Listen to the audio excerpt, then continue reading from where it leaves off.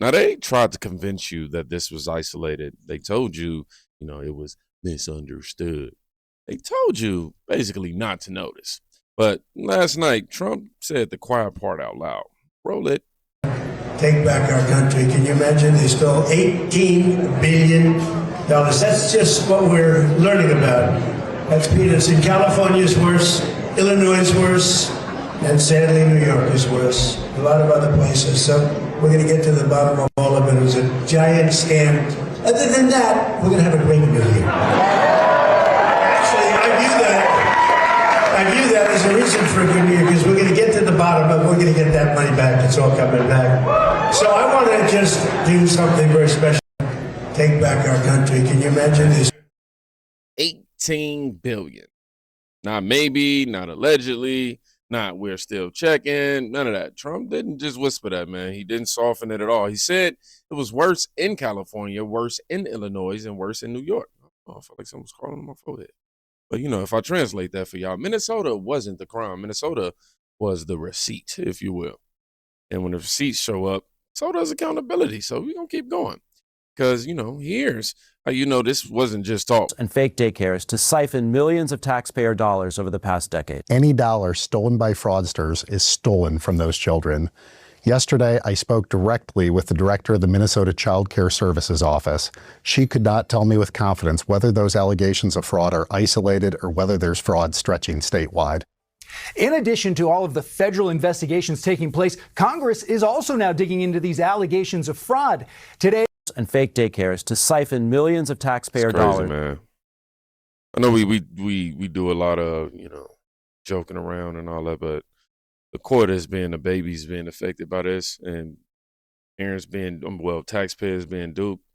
This is the part nobody expected. Not a speech, not a tax force, but a freeze. No money moves until every state proves the fraud isn't happening. Every receipt, every attendance log, every single claim. That's not punishment. That's math. If your program is clean, you'll be fine. If it isn't, hey, enjoy the audit. And once the audits start, the buildings start talking. All right, I want y'all to watch this. Let me get it pulled up, because fraud always leaves footprints, even when nobody's inside. This building right behind me has 22 different home and community-based healthcare companies registered in the building. It's only 4 floors. I walked in there yesterday trying to find a number of them. Many of them appear to be just window fronts, door fronts, with nobody behind. So same story, different location. We're here in St. Paul at this building, which looks like a warehouse or a dilapidated old building. Inside this building, there are 60 registered home and community health care organizations inside this one building. We're here in Northeast Minneapolis, and we're at a building that I believe is on the radar of authorities. They have questions about it. A lot of the businesses in here are home health care businesses. Of the total businesses, there's 37. 17 of them are home health care businesses. There's just layer upon layer upon layer of fraud throughout this city, Jessica. As for whether Governor Walz is going to testify before the Oversight Committee, that remains to be seen. We asked him at his office if he was going to testify, and we have yet to hear back. 60 businesses, 1 building, and 0 people? This isn't complicated, y'all. Real businesses make noise. They have staff, they have patients, they have cars in a parking lot, at least. But shell operations have silence, and silence is loud when billions are missing. But because it gets worse, better actually. Let me say that it gets better, because some of these people didn't just steal once; they actually are still getting paid. But this assisted living facility puts this all in perspective. It's owned by a man indicted for laundering $1 million in the Feeding Our Future scam. He's Gandhi Mohammed, now Gandhi Abdi Kadai, and his LLC owns the homes. His wife runs the assisted living facilities, and the state is continuing to pay as he awaits his trial. Okay. We went to each of them. We're curious because the man who owns this building was indicted in the Feeding Our Future scandal. Did you know that? No. Don't know that? You think what? Do you know the Feeding Our Future scandal? The scam that was, there's all these indictments related to false, billing on feeding children. No, that's not true. Others. That it's not true? That he... It's not true. The way I know her, no. These assisted living facilities received over $2.3 million in state money last year alone.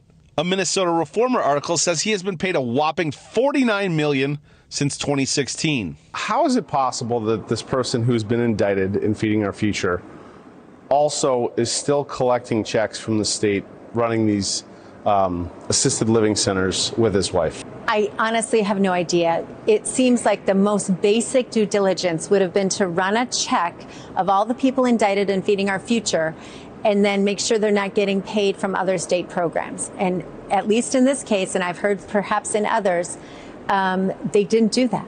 State Representative Kristen Robbins is the chair of the House Fraud and Oversight Committee here. So this person owns assisted living facilities and his wife runs the service provider part of it. So he owns the property. One of the properties was purchased with the same shell company he used to money launder in Feeding Our Future. And now that same shell company has been used to buy a new assisted living facility property. It's unconscionable that they haven't done the most basic due diligence to cross-check that Feeding Our Future defendants aren't getting additional state money. Now, we reached out to this man and his wife and yet to hear back. We also reached out to the Department of Human Services here, and they gave us a statement. In part, it basically says, ultimately, they can't cut funding from this guy because he is simply a landlord, essentially because his wife runs the services for these assisted living facilities. I want y'all to hear this slowly. Indicted, awaiting trial, and still collecting millions. Why? Because the system is so broken, you can launder money then through your spouse. This isn't incompetence. This is willful blindness. And when officials get cornered, you should have watched how fast scripts start to shake, y'all. Sometimes the truth slips out mid-sentence. If childcare is cut, I'm unable to work or go to school. I understand fraud is bad.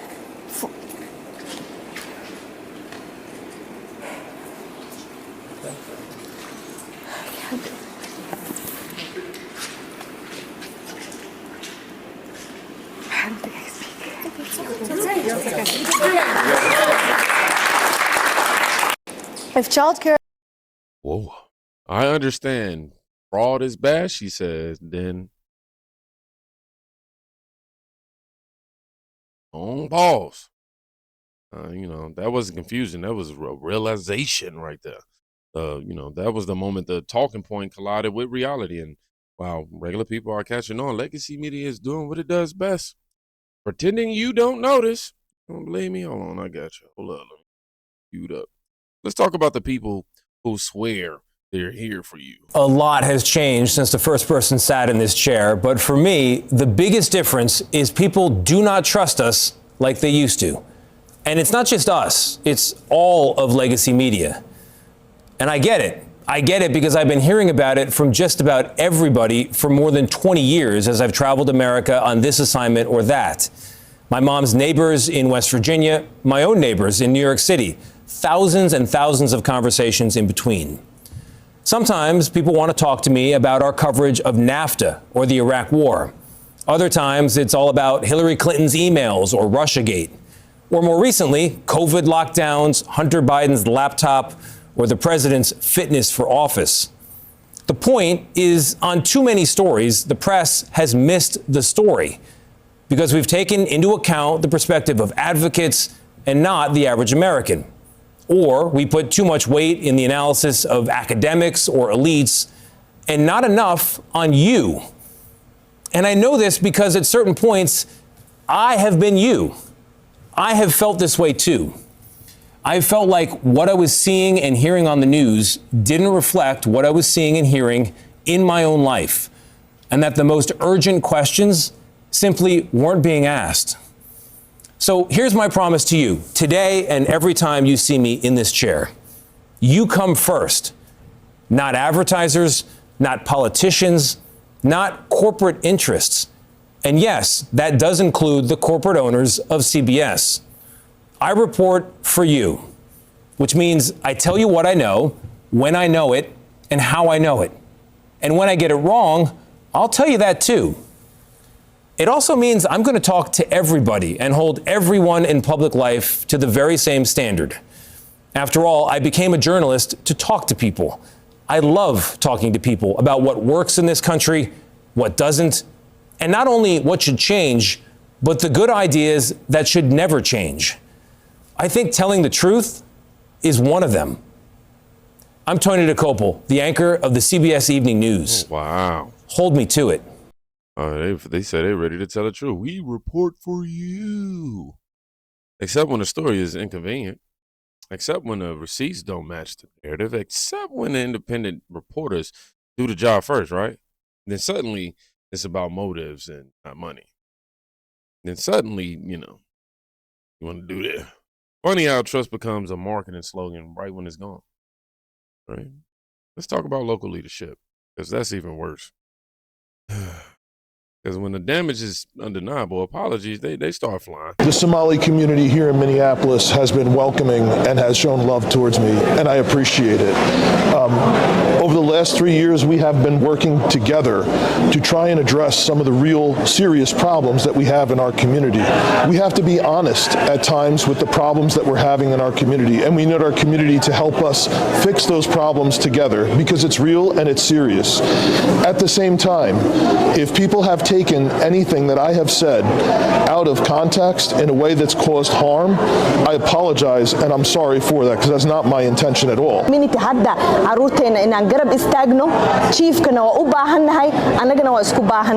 Cashaan oo ka mid ah odayaasha community-ga Soomaaliyeed iyo waalidiinta magaaladan degan ilmana ku koriyay.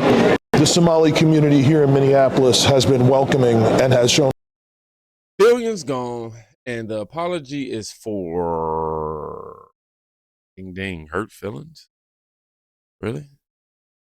No, this is why people are fed up, not because of immigration or not because of race, but because accountability disappears. My dumb. Accountability disappears the moment it gets uncomfortable for these people. And if you think it stops in Minnesota, man, you just have not been paying. You're new here, obviously, because now the same patterns they are popping up everywhere. How much does it cost? Whoa! You can't just grab my cell phone. The First Choice Childcare LLC. Look at this. Why is there? With a Cashapp Brothers semi-truck in the parking lot. That's what you want to see when you're dropping your kid off for childcare, is a semi-truck.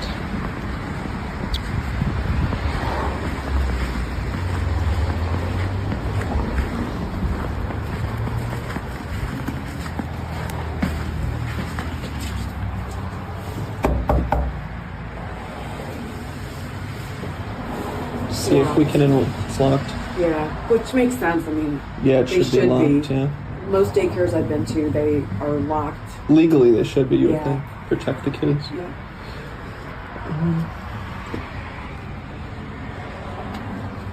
Lots of security cameras. Notice the trend at all these locations.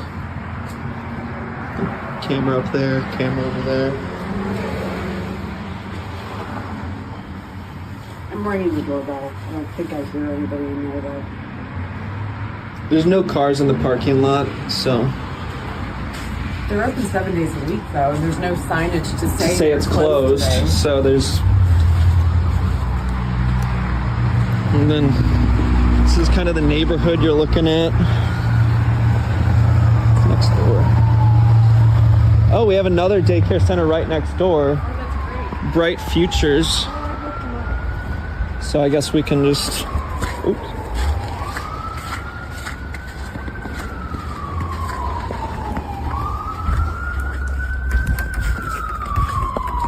They must have started putting these private Private property, no trespassing.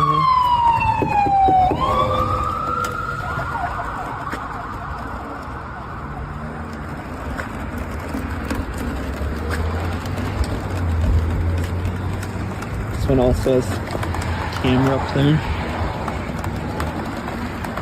It's interesting that they've boarded all of this up too, so you can't You even can't see through inside at all in And any I've of been to these. tons of daycares where at least this is open, so you can see. They have a nice ways for lobby somebody- entry, yeah. Correct.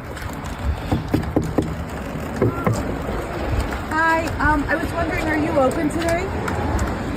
Do you have any paperwork? I just wanted to look up your enrollment for a 3-year-old. My name is Mehek.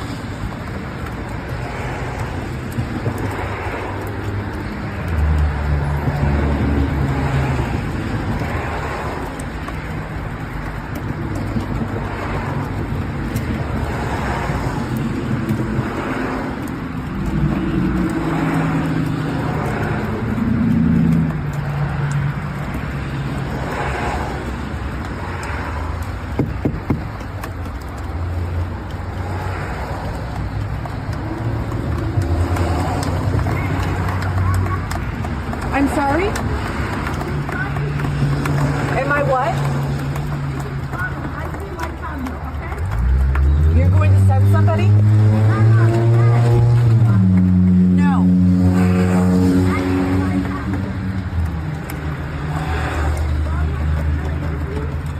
Okay. Okay, they want us to stop recording for, okay, that's fine. Price after we fill the application?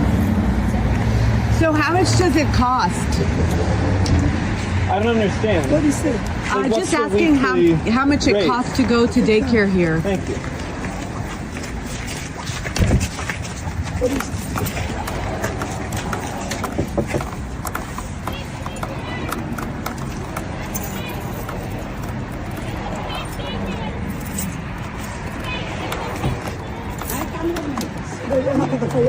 Is it? So how much does it cost? Whoa. You can't just grab Can't my do cell that. phone. That's Empty lots, locked doors, no kids, 7-day operation somehow. And when someone asks a basic question, it gets hostile. Always turns hostile. That's not transparency. That's panic. Finally, when the exposure hits full force, some people stop pretending altogether, y'all. You know, this is the part they wish you never see. Why is the Somali community under so much heat right now? Like, did I miss something? Hello? Gaalada oo haarka iska dhaqi waysa anaga ay manacaynayaan. Anaga? Why problem? Gaalada iska soo dhaqa waa naga taga.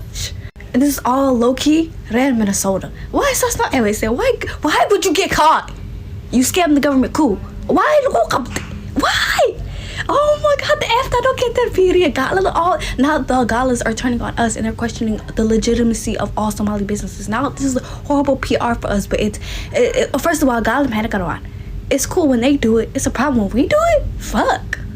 Red Minnesota, I'm really disappointed and I'm really sad and I'm really disgusted in what you guys did.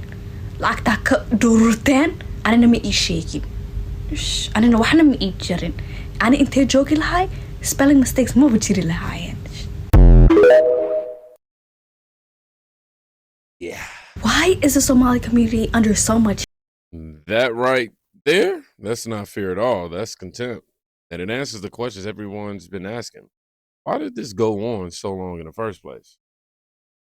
Because the people, paying the bill were expected to stay quiet. But guess what?